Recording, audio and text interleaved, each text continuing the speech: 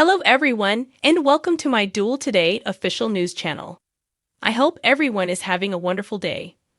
Before we begin, please hit the subscribe button and give this video a thumbs up. At the point when Brady meets Beauty in the square, she lets him know how plastered Sean got the prior night. Wearing shades, Sean draws near. Beauty lets him know Brady's en route to an AA meeting, and he really wants to go with him. At the point when Sean recoils, she describes how frightened she was watching him become ill the entire evening, not knowing whether she ought to call a rescue vehicle. He needn't bother with her to run his life or Brady to take him to a gathering, particularly since they haven't significantly benefited Brady. Your life is a train wreck, he spits at his cousin/brother by marriage and tempests away. Brady prevents Beauty from pursuing Sean. Until Sean needs to roll out an improvement, there's no other option for her. She laughs at giving him the same advice regarding Chloe and hates that he is correct.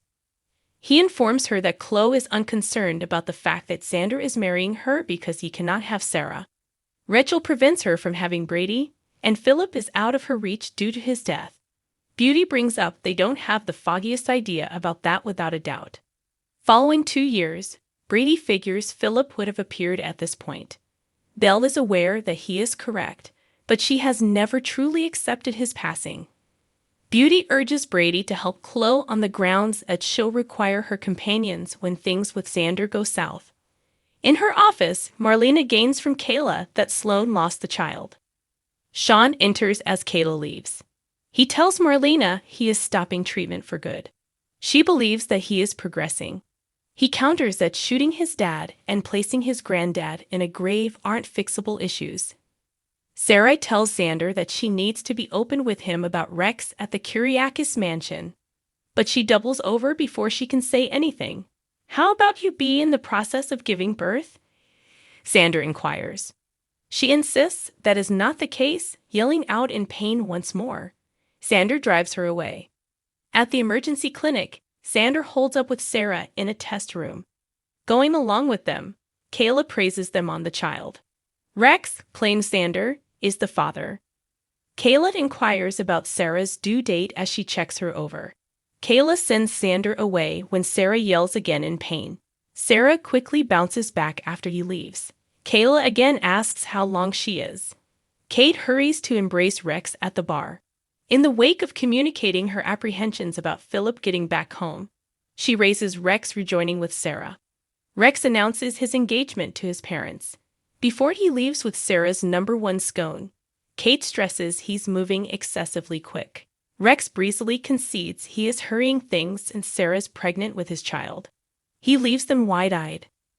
Kayla lets Xander back into Sarah's room at the hospital. They let him know it was simply Braxton Hicks. Xander inquires about what Sarah intended to tell him before she gave birth after Kayla leaves. Rex barges in before she can get out a full sentence. She guarantees him she's fine, and Rex expresses gratitude toward Xander for getting her.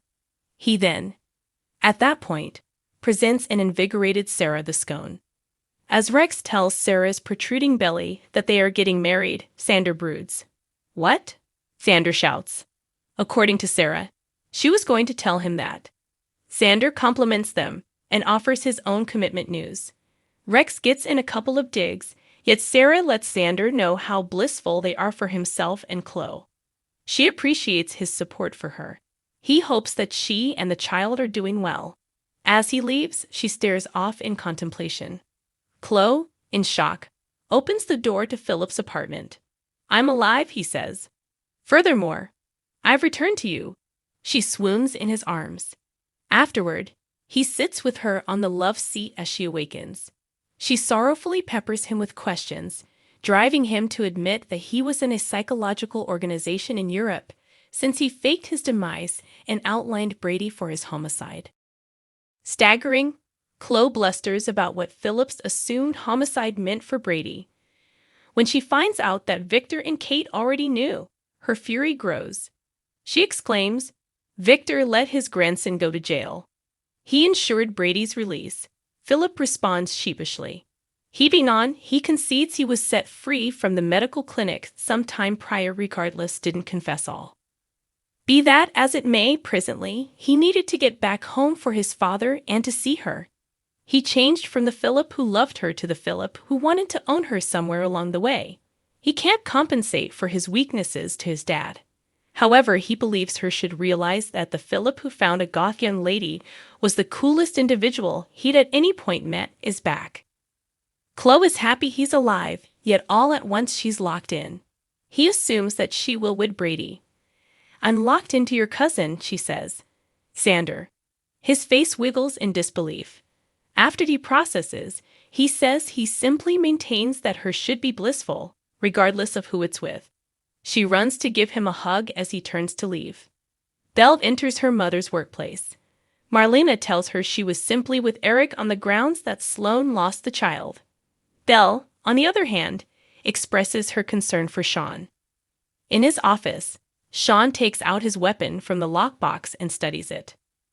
Sarah admits that she was going to tell Xander everything while she was alone with Rex, but fate intervened. Wedding Rex is the ideal main story. He inquires as to whether she's certain she needs to proceed with it.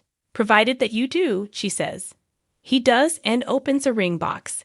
It implies such a huge amount to her that he will assist her with deluding Xander. She receives the ring from Rex. Xander stares glumly out the window while holding a coffee cup. At her condo, Chloe tells Philip she's enraged over what he did. Yet she's truly happy he's alive. He is as well, he says, smiling. He will accept full responsibility for his actions and allow the dice to fall where they may. Leaving, he makes the way for a stunned Brady. Credit this to something we didn't see coming. It seems to be Peacock delivered some unacceptable days of our lives episode today, posting the Monday, September 4/1, rather than Monday, August 28. On Twitter, or X, if we have to. Fans quickly pointed it out. But as of this post, the episode had been removed and no new one had been added yet. What's more, hello, with a show that shoots as far ahead of time as Days of Our Lives, we're somewhat shocked anybody can monitor where we are in the timetable. However, the real surprise came when observant viewers reported that they had spotted Rachel Melvin in the show's credits. Simage DeBose tweeted, "They released next Monday's episode by mistake, and actress Rachel Melvin was in the credits as Chelsea." After Mandy Musgrave had created the role a year earlier, Melvin made his acting debut in it in 2005. Billy and Bo were Abigail's real parents, even though Chelsea Benson was first shown as Abigail's troublemaker friend. She also had a rough time, clashing with her mother and accidentally killing her half-brother Zach in a hit-and-run and spiking the drink of recovering alcoholic Billy. In the long run, obviously, she reconciled with her folks and was most recently seen in 2009, leaving for London to assist Billy with recuperating after a fender bender. Even though we have seen Billy and even Bo in subsequent years, this would be the first time in 14 years that Chelsea has been mentioned more than once. Therefore, we anticipate Days of Our Lives catching up to the correct episode the following week, and we hope to see Chelsea once more on screen. Thanks for watching if you liked this video, so please don't forget to subscribe my channel and don't miss any update.